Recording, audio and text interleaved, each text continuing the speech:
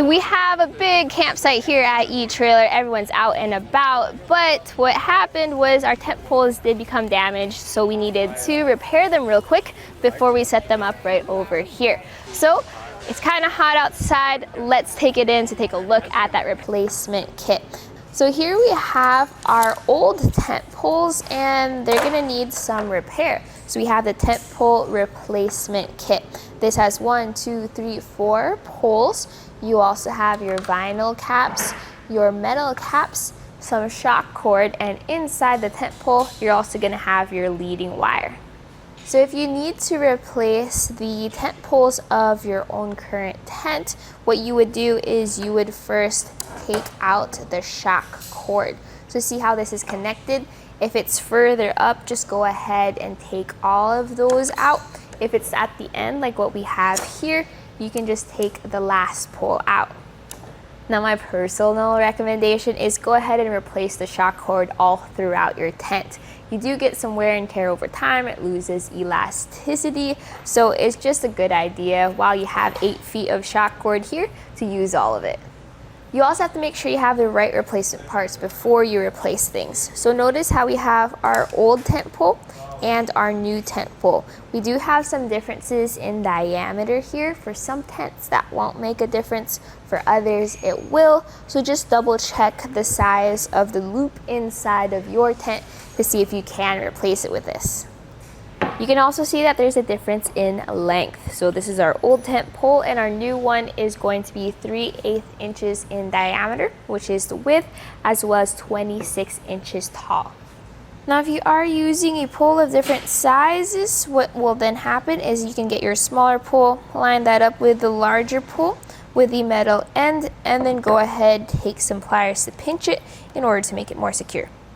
So this is the reason we need to replace the shock cord. So the cord itself became really unflexible, so we had to pull it and keep adding knots to keep all the tent poles together until it came to the point where it pulled too tight and then it released from the bottom tent pole. So we're just gonna go ahead and label all of our tent poles to make sure they come back to the same spot. This is a very simple setup because they're all the same, but sometimes you have different sized poles for different areas of your awnings or tents, and that's when labeling them with a marker will be very helpful. After labeling your poles, you're now ready to cut the shock cord. So we're just gonna go up on the tent poles until we find the cord, and we're just gonna make a cut there. That way we can take it out completely. Usually they're connected at the very end. There should be a knot there, so go ahead and pop that out of the tent pole, and that's going to be where you put your new knot.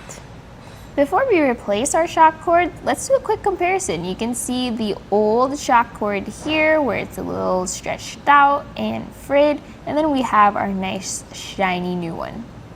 So now we're going to start threading our shock cord. So remember that end cap we took off of the tent pole? Well, now you're going to put the new shock cord through, make a knot so that it secures itself in that cap, and then continue threading these through the rest of your tent poles. You see here how I made a hook with the wire? Well, now I brought that through our tent pole, and then I'm going to use that to wrap around or hook onto your shock cord, and then pull that through your tent pole.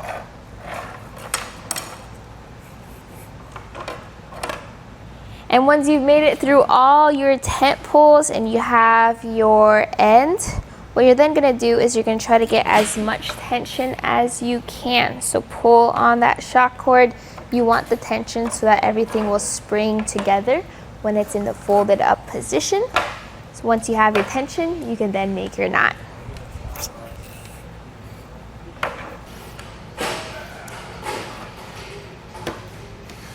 Don't forget to cut off the excess cord once you've made your knot. So if you did everything correctly, you should have a well-tensioned tent pole. And the reason you want good tension is to make it easier when you're setting up your campsite, just like that. And then you have the options of using either the vinyl caps or the metal caps at the end in order to secure it to the ground if you are using the end piece. But other than that, that's how you replace your tent pole as well as your shock cord. If you're just replacing the shock cord, you can check out that repair kit right here at eTrailer. So if you need more than 8 feet of shock cord, you could take a look at the tent pole repair kit, which has 11 feet of shock cord as well as some washers that will help you out. We also have a vinyl repair kit, and if you are using specific brands, let's say you have a Kelty tent, we also have replacement parts specific for the tent. So just try to make sure you get the right parts for the right situation. And that right there was a look at our Coghlans tent pole replacement kit here at eTrailer.